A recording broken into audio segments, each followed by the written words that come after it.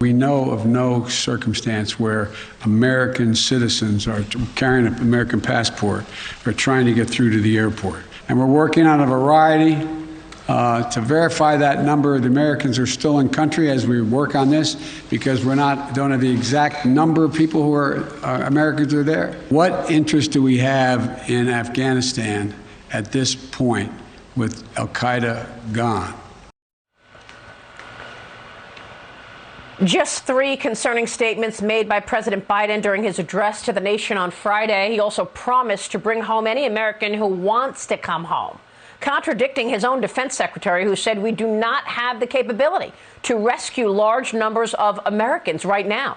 Joining me right now is Arkansas Senator Tom Cotton. He is an Army veteran. He served in Afghanistan from 2008 to 2009. He sits on the Senate Judiciary and Armed Services Committee, and we are honored to have him this morning. Senator, first, thank you so much for your service to our great country. This all must be personal to you. How do you see it? Thank you, Maria. Well, for so many veterans who served in Afghanistan or their Gold Star family members, this is tragic, heartbreaking, it's sad, but it's also infuriating because it was not just predictable, it was predicted that Joe Biden's ill-conceived, ill-planned decision to rush our troops out in the middle of the fighting season could lead to this kind of chaos that we see now, where we have anywhere from 10 to 15,000 Americans stranded behind Taliban lines, unable to get to the airport, in direct contradiction to what Joe Biden said as recently as Friday, which his own Secretary of Defense was immediately contradicting him about. My office has been on the phone with hundreds and hundreds of Americans and Afghans who report Taliban gangs outside the airport beating people with sticks and pipes and chains, confiscating passports, confiscating visas. It is not a free passage situation in Kabul right now to the airport, and it remains that way today. That's something that Joe Biden needs to stop today. He needs to commit to getting out every American and stop playing word games by saying things like, well, every American who wants to go, or as many Americans as we can. It needs to be clear. We'll get out every American from behind Taliban lines. Yeah, it certainly has not been clear. Is this a hostage situation? Yeah, Maria, in effect, these Americans are hostages to the Taliban. They may not be under lock and key in a jail, but if the Taliban control all the airports once we leave and they control all the border crossings, then we are going to be a hostage to fortune to the Taliban's goodwill to those Americans. I know there's been a lot of comparisons this past week to Saigon 1975. I would say that this has been much worse than what happened in Saigon in 1975, but the scenario that troubles me more going forward is the prospect of Tehran 1979, when the Ayatollahs took 52 Americans hostage and it paralyzed America for more than a year. Again, we have 10 to 15,000 Americans who are in effect hostages to the Taliban right now. Joe Biden needs to make it clear to the Taliban that we're not leaving until every one of them is gone, and if they're injured, then we may do to the Taliban now exactly what we did in 2001. Well, look, it's important to point out the number of troops in Afghanistan right now. Talk about that, and I want to get your take on what the motivation was to close Bagram Air Force Base first. I mean, he closed this air base on July 5th.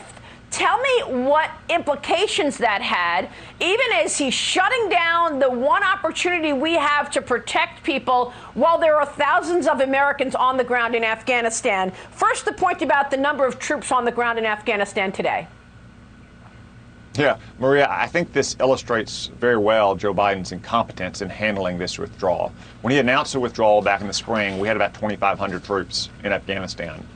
We now have 7,000 troops in Afghanistan, Maria, to try to get Americans out. So we have almost 3 times as many troops in Afghanistan to get out of Afghanistan as we had when Joe Biden announced that we were getting out of Afghanistan. Nothing could probably better indicate the incompetence of Joe Biden in executing this withdrawal. And then when you talk about Bagram Air Base, the chairman of the Joint Chiefs made it pretty clear the other day that the military was given a maximum troop level that they could have in Afghanistan starting around July 1, and that to control both the embassy and the airport, as well as Bagram, required more troops than that, and they were not allowed to have those troops there, so they had to shut down Bagram. Why would they shut down Bagram? A massive air base where we had the ability to sustain thousands of troops and Afghans with multiple runways. Well, I have to wonder if it's because Joe Biden who has mistrusted our military leaders going back to the Obama era, didn't want that airbase to be open. Whether that was on purpose or in effect, it meant that we did not have our massive airbase available to support our own citizens, to keep the Taliban at bay as we had an orderly withdrawal of those citizens. And now look, we have an airport right in the middle of downtown Kabul with the Taliban and even threats of ISIS right around the perimeter, threatening civilians and our troops alike.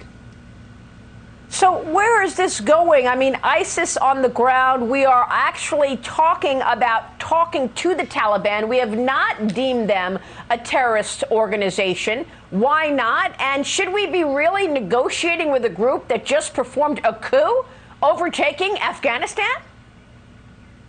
Well, Maria, I think this is an example of the implications of Joe Biden's disastrous withdrawal, is that now he has to do business with the Taliban. The Taliban have checkpoints set up all over Kabul. They're controlling, in many cases, access to the gates at the airport. His priority needs to be getting American citizens out, but he needs cooperation to a degree from the Taliban to do so.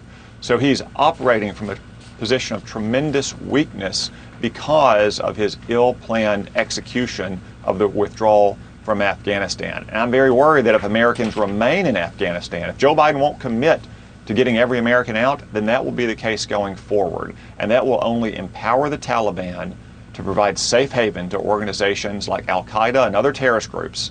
Al-Qaeda, remember, attacked us from Afghanistan in 2001, and they want to do it again.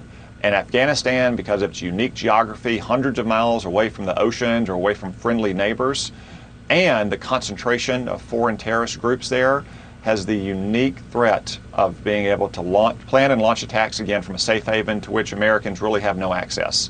Joe Biden has been saying that we have some kind of over-the-horizon counterterrorism capability, and that is about as accurate as what he's been saying about the orderly nature of this withdrawal. This is such an important point that you make in terms of the U.S.'s capability to conduct intelligence, conduct anything from a position of not having any presence in the country. Tell me what you see as a long-term implication here, Senator, because I've been talking about the Bernard Lewis quote about global stability and destabilizing a global community because of the perception of America not to be trusted as a friend. Well, so there's the immediate threat from Afghanistan, Maria.